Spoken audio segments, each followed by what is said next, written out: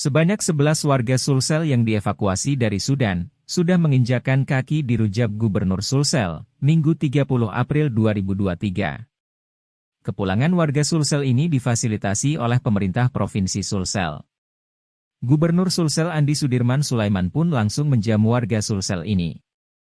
Mereka sempat berbincang terkait kondisi terkini di Sudan dengan orang nomor 1 Sulsel. Andi Sudirman menyebut sejatinya ada 16 warga Sulsel yang sudah dipulangkan di tahap pertama. Namun, 11 ikut difasilitasi Pemprov Sulsel sedangkan 5 lainnya pulang mandiri. Ia memastikan saat ini seluruh warga Sulsel sudah berada di lokasi aman. Sementara itu, Kepala Kesbangpol Sulsel, Muhammad Firdas sedang mengupayakan pemulangan tahap kedua. Masih ada 11 warga Sulsel yang berada di Asrama Haji Pondok Gede, Jakarta. Mereka saat ini masih menjalani proses pendataan oleh Kementerian Luar Negeri, Kemenlu.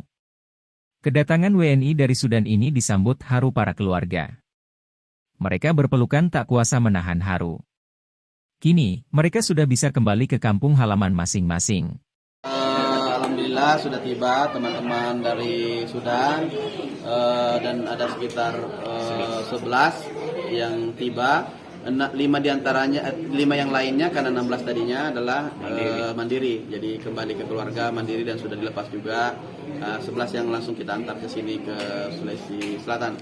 Dan menurut informasi bahwa semua asal Sulsel secara bertahap dalam kendali dan sudah keluar dari wilayah, sudah dalam kondisi yang mudah-mudahan insya Allah kita selalu update dari kementerian. Dan provinsi tugasnya adalah bagaimana merecover setelah tiba kepulangannya dari luar negeri ke Jakarta.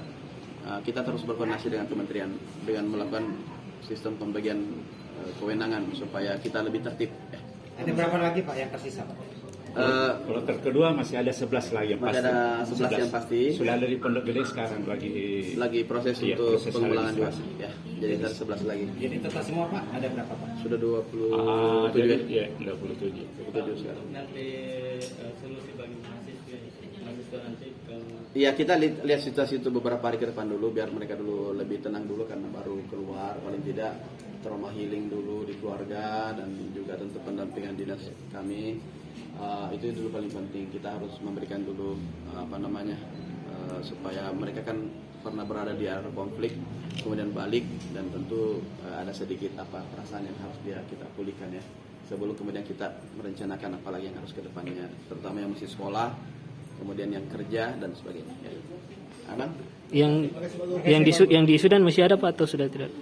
Ini tentu data terakhir dari Kemenlu, kita menunggu yang kepastian, tetapi sebagai informasi awal bahwa semuanya sudah ada yang dijeda ya, di recovery, dipulangkan dan mudah-mudahan dalam waktu singkat nanti tahap kedua ini dan tahap berikutnya sudah ada datanya yang kemudian tentu menjadi rujukan bersama.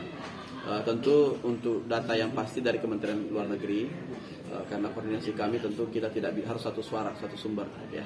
Kita tidak boleh mengada-ngada bahwa masih ada atau tidak dan sebagainya. Kita tetap menunggu data dari Kementerian Luar Negeri sebagai lembaga resmi yang kemudian bertanggung jawab untuk masalah hubungan luar negeri.